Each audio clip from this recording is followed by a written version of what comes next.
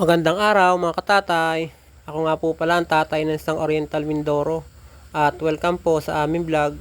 At ngayong araw nga mga katatay, ari nga at si Pag-ibig nga din ay maaga din nagluto kahit araw ng Sabado mga katatay. At nang maaga nga daw kami makapag-almusal.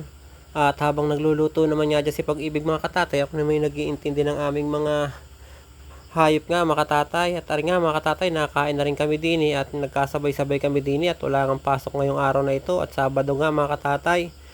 At pagkatapos naman nga namin mag-agahan mga katatay, ay gumawa ako na rin Christmas tree ari mga katatay. At ari nga no isang araw pa sinabi ni Pag-ibig na igawa ko naman nga daw siya ng Christmas tree din sa may harap ng bahay.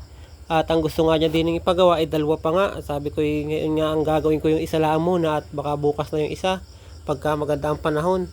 At ayun nga mga katatay, ang ginawa ko nga lang dyan ay nagbugsok ako ng kawayang medyo mahaba-haba. At sabi ko kay Pag-ibig ay kung tama na yung kanyang kataas, tama na naman nga daw na. Saktong-sakto lang daw yung kanyang taas. At pagkatapos nga mga katatay, ginuhitan ko ito paikot ng bilog. Nang pantay-pantay din naman ang kanyang buka mga katatay. At pagkatapos ko nga mga katatay ang lagyan ng bilog paikot, ay sabi ko kay Pag-ibig ay tingnan niya kung okay na sa kanya yung gayong kalapad ang buka. At baka kung malagyan ko nga ng kawad ay hindi pa pala ayos sa kanya yung gayong kalapad. At ayun nga mga katatay, medyo sinilip-silip nga dyan ni Pag-ibig at nagbatak-batak din naman ng kaunti ng kawad. Sabi nga niya dyan ay sakto lang yung ganyong kalaki. At ayun nga mga katatay, akin nang uutayin lagyan niya ng mga kawad at nang mamaya ay malagyan na rin ng ilaw. At si Pag-ibig nga ay nung isang linggo pa nakabili ng panlagay na ilaw dyan at solar nga yung kanyang binili. At nang siya nga daw ay makatipid-tipid naman sa kuryente. Sa totoo nga lang mga katatay, aray napakatagal nang sinabi sa akin ni Pag-ibig na gawin. Basta pagpasok nga nung buwan na may bere, gawa ko na nga daw siya. Hindi ko lang nga maintindi at minsan nga mga katatay, ang dami ko rin ginagawa. Kaya ari nga ngayong araw nito mga katatay, ari ang aking inuna nang mapagbigyan niya ang kagustuhan ng buntis na rin. At ayun mga katatay, medyo pinaspasan ko na nga yan dyan at talagang naulan-ulan na yan dyan.